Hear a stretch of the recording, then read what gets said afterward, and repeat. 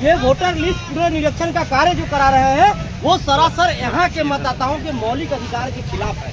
यहाँ के मतदाताओं के मौलिक अधिकार पे हनन है, ये हम बर्दाश्त नहीं करेंगे।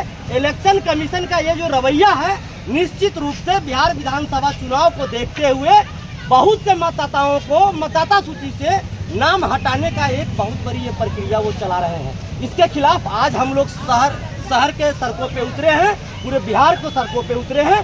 चक्का जाम है। अगर ये तुगलकी फरमान वापस नहीं हुआ तो आने वाले समय में चप्पा जाम। भाजपा के मंत्री द्वारा की बेवकूफी कर रहे हैं। सीधी सी इसका जवाब है, आपके सवाल में ही आपका जवाब है। हम लोग सवाल करते हैं इलेक्शन कमीशन से, हम लोग मांग करते हैं इलेक्शन कमीशन से, तो जवाब मिलता है भारतीय जनता पार्टी और गठबंधन जो अभी एनडीए गठबंधन की जो सरकार है उनके विधायक से, उनके मंत्री से, उनके नेता से ऐसे बोलते हैं जैसे वो इलेक्शन कमीशन के प्रवक्ता। इससे साफ साफ स्पष्ट होता है कि ये लोग डर गए हैं। ई वोटर सर्वे में तेजस्वी यादव को स्पष्ट रूप से बिहार में मैंडेट मिला।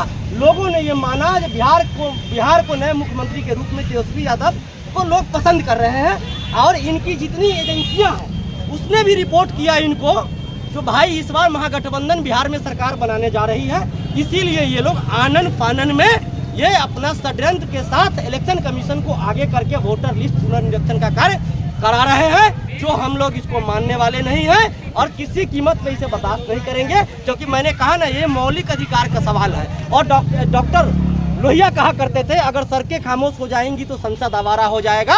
तो ये इलेक्शन कमीशन जो आवारगी के रास्ते पे चल पड़े हैं, इसे हम लोग संभालने का काम करेंगे। पुनर्निरीक्षण करने में क्या परेशानी हो रही है? परेशानी ये है कि आप साफ साफ समझिए, जो दस्तावेज इन्होंने अपने साइट पे अपलोड किया है और जो लोग डाउनलोड करके उससे पढ़े हैं, हम लोग भी पढ़े हैं, 11 दस्तावेज ये मांग रहे हैं। समय 1 महीना का दिए हैं। अप्रोक्स 4 करोड़ लोग बिहार से पलायन कर चुके हैं। जो लोग का मतदाता सूची में नाम ही नहीं होगा, जो लोग यहाँ के वोटर लिस्ट में जिनका नाम नहीं होगा, वोटर नहीं होंगे, उनकी नागरिकता पे सवाल खड़ी होगी।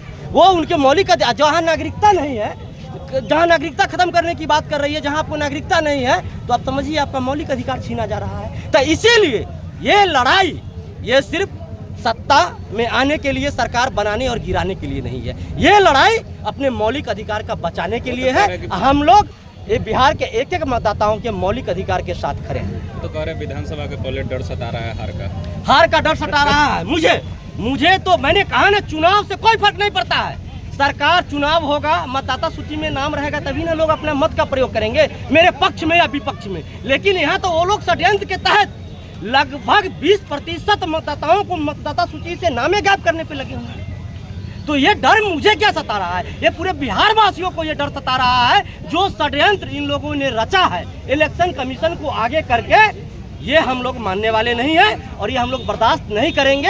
ये लोग को हार का डर सताया है, जिसके कारण ये हथकंडा अपनाए हैं। मैं तो कह रहा हूँ इलेक्शन कमीशन में है हिम्मत, तो 2024 में जिस वोटर लिस्ट के आधार पर चुनाव हुआ, ये तुगलकी फरमान वापस ले और उसी वोटर लिस्ट के आधार पे ये बिहार विधानसभा का चुनाव कराए, उसके बाद वोटर लिस्ट का पुनर्निरीक्षण कराए, हम लोग समर्थन करेंगे।